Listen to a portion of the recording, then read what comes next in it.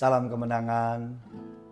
Haleluya. Good morning everyone. Good morning. Selamat pagi.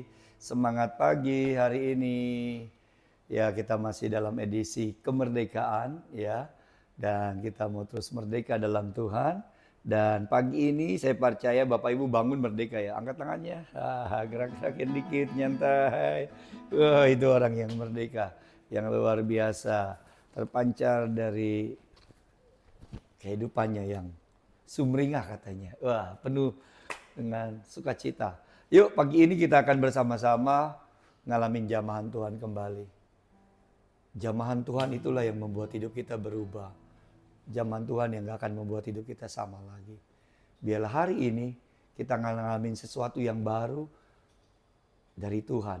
Karena jamahan Tuhan dalam hidup kita. Dia jamah. Tuhan jamah setiap kami. Dimanapun Victorious Devotion jemaat mengikuti acara ini. Jamah Tuhan, jamah setiap kami. Roh Kudus, jamah kami. Dia jamah segenap hidupku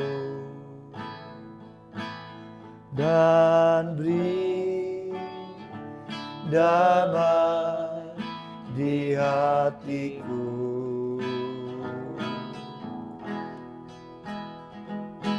Semua telah berubah dan aku tahu Yesus jamah ku jadi baru. He touched me, Jesus touched me, Jesus touched you. He touched me. Oh, He touched me. And all the joy that flood my soul. Something happened, and now I know Jesus touched me and made me whole. Dia jamah, dia jamah, dia jamah segenap hidupku dan beri damai di hatiku.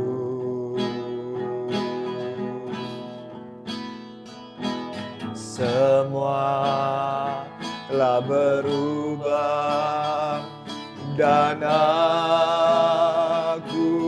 tahu Yesus jamah ku jadi baru.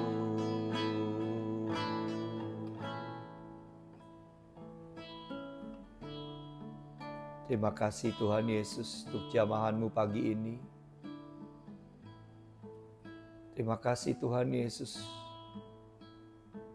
untuk kasih-Mu yang Kau alirkan, untuk kuasa-Mu yang Kau nyatakan dalam setiap hidup kami.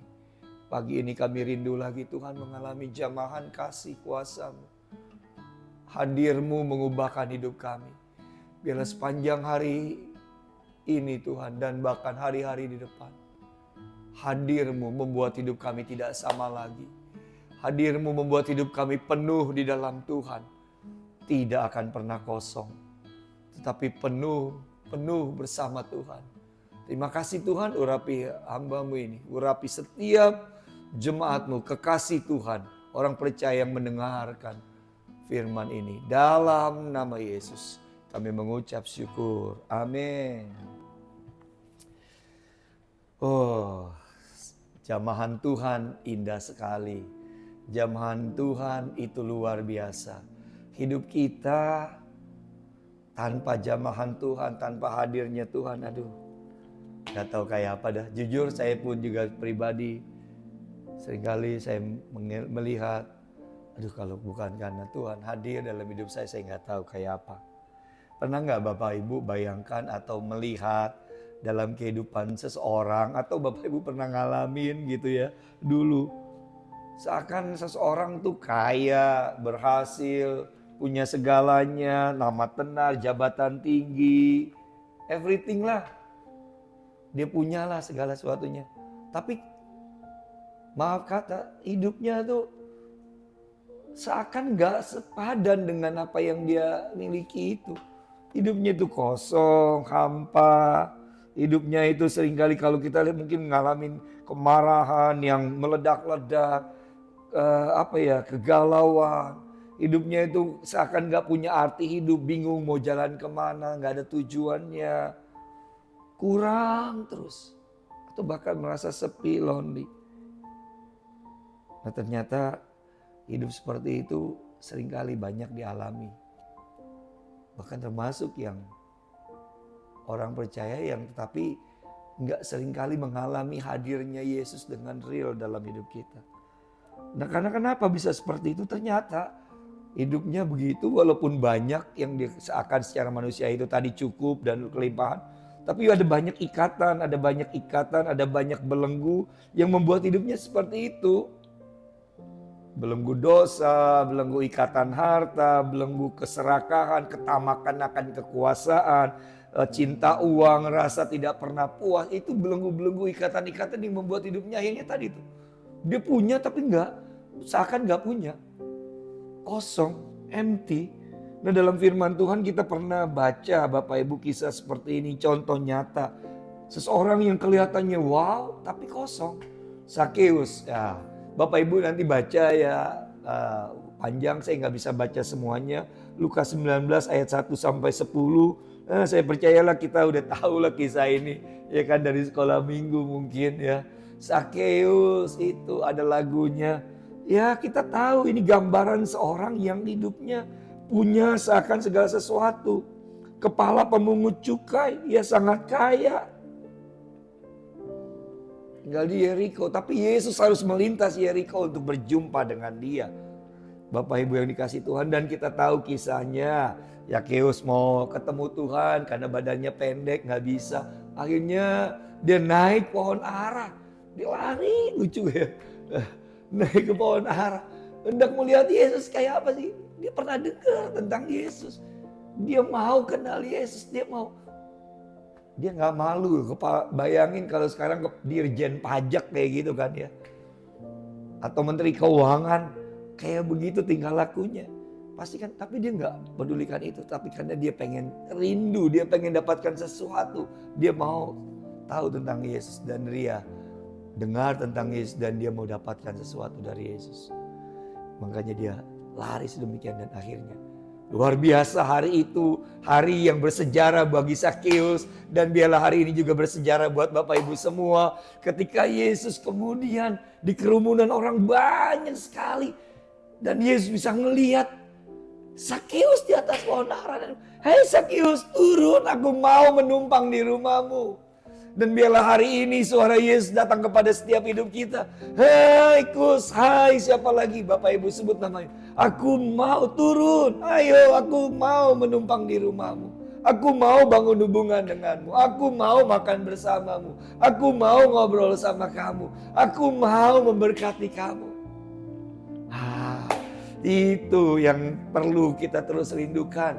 Biarlah setiap hari kita terus merindukan kehadiran Tuhan Yesus. Dan kita tahu Bapak Ibu dalam kisah itu, Sakeus saat itu juga dia turun lari.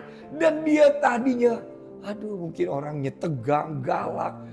Tukang peras kan kita tahu dari kisah ini.